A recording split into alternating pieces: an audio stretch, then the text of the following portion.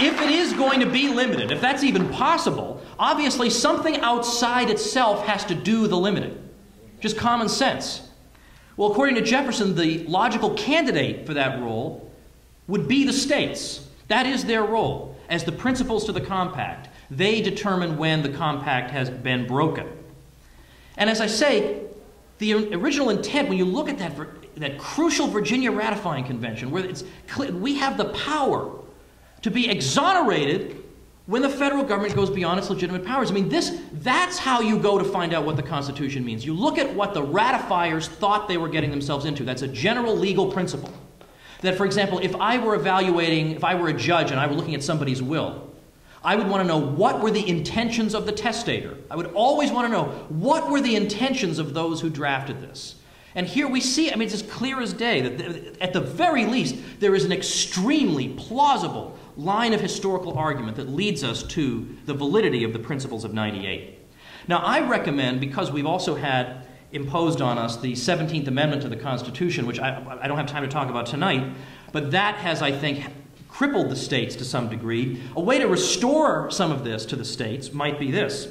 Let's suppose we had this rule enacted, that if a simple majority of the states, just 26 states, and it doesn't matter how they go about it, they could have their attorney general do it, they could have their legislature vote on it, they could have a popular referendum, the means doesn't matter.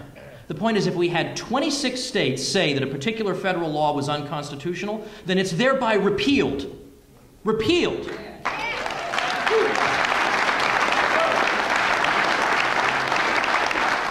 Now, that's not quite the same thing as nullification, which deals only with one state at a time. But it bears a family resemblance to the principles of '98, because the idea is that something outside the federal government does the limiting. Now, we have precious little influence, sometimes we feel, over our state legislatures. But we have infinitely more influence over them than we do over the U.S. Senate, which their whole career involves ignoring us completely. That's part of the job description. So there's no way almost to reach them, but we can, if we had some way in which our states could collectively have a negative, just 26 of them, we might actually repeal a federal law. I mean, and now I know that there are people in this country in the media class who think if a federal law were ever repealed, because of course, you know, this never happens, right? Something is established and then the rationale for it went away 50 years ago and now it's 100 times bigger than it ever was. They think that if we ever got rid of any federal thing, the earth would break free of its axis and go tumbling toward the sun. Well, whether that would happen or not, and I'm rather doubtful, it would happen. It could happen that we could, in fact, repeal things if the states, in fact, bolstered and amplified their constitutional role in this way. Now, people in this room, a lot of us feel like we have tried everything. We've handed out pocket constitutions, we've talked to our neighbors, we voted for this guy instead of that one, we listened to somebody give a pretty speech, and therefore we said, well, this is my man, I'll vote on the basis of the speech, and then we vote. Let me point out, by the way, one thing you have to hand it to the left about is that they make their politicians actually follow through. They sit in, they make noise, they're obnoxious, they get arrested, they make noise, and then finally the politicians say, okay, I'll do it. A lot of our people hear a pretty speech, they cast a vote, and that's the end of it. The time for pretty speeches is over. And so we have tried, we feel like, everything, and yet as we try these things, we go through these motions with a sense of dreary inevitability. We know government is just going to continue to grow.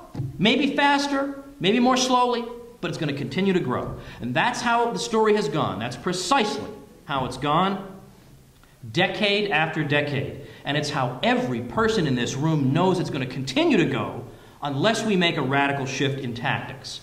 We are done playing by the rules of MSNBC and the New York Times.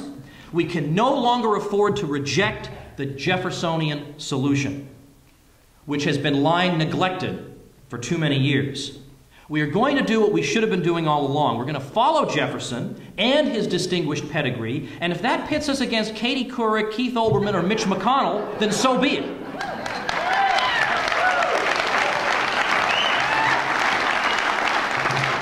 And this is picking up all over the country. Next month, at the next one of these events in Florida, in Orlando, Governor Gary Johnson will be speaking.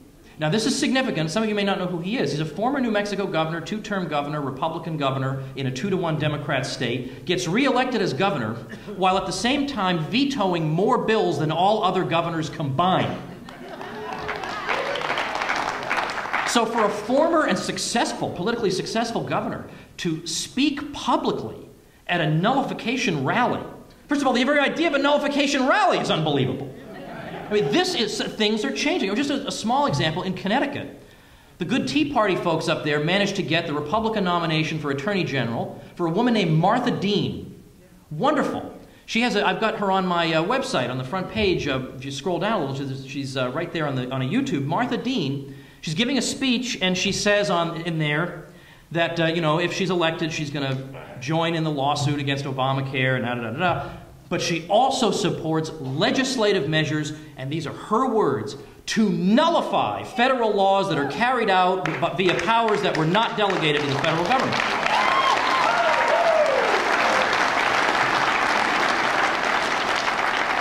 Now, I want us to say a few words specifically to some of the Tea Party folks we have here. We have some of those here, I guess?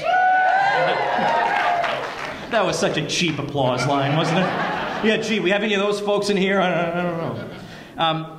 You guys have the potential to do great good, as you know. I was particularly thrilled about what happened in Utah earlier this year.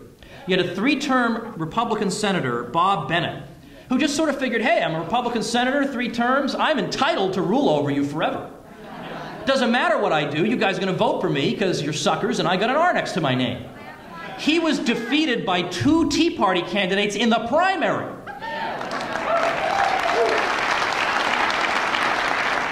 Because he voted for the bailouts. And so, my favorite thing ever, the head of the Utah Tea Party is on CNN, and the CNN reporter is just appalled at this, that people would vote on this basis. The CNN reporter says, should a man's career end because of one vote? And my beautiful answer, he said, his career will end with that vote. Perfect. Now, the problem is, that reveals that you folks are getting a little bit uppity. You don't understand what your place is. Your place is to listen to our pretty speeches, and then every time we stab you in the back, clap your hands. That's your role. But some people are waking up and saying, you know what, I got just about enough stab wounds. I think I'm going to try something a little different. So my first piece of advice, I got 2 pieces of advice. Be careful, because the DC political machine wants you safely back on the plantation. They do not want a political movement that is not in their control. They want you in their hip pocket where they think you belong. But the problem with being in somebody's hip pocket is that you're likely to be sat on.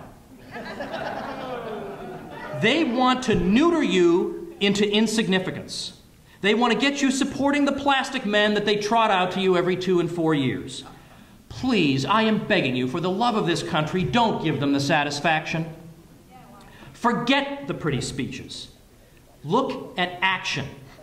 Second, be fearless. There are some people who are shying away from events like this because the word nullification scares them. Oh, what will the media think if I go to this event? Well, you know what?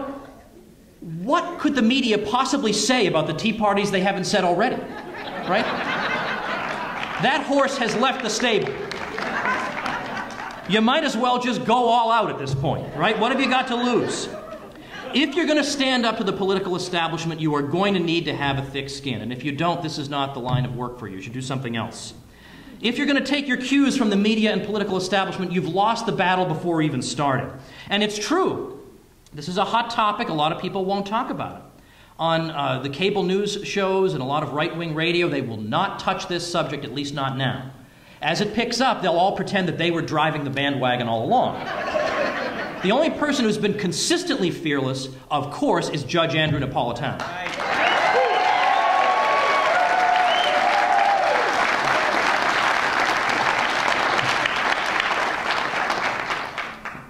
And I'm convinced that once people hear this, particularly the Tea Party, once they hear the logic of it, it makes sense and people are ready to get on board. When Michael Bolden gave that beautiful Tea Party speech on April 15th out in California, he was talking to a group who had never heard of this stuff before. They didn't know where he was going with his speech. They sat there in stunned silence. And then by 3/4 of the way through, they're cheering like crazy. Like, hey, when do we get started? What can we nullify first? This is fantastic.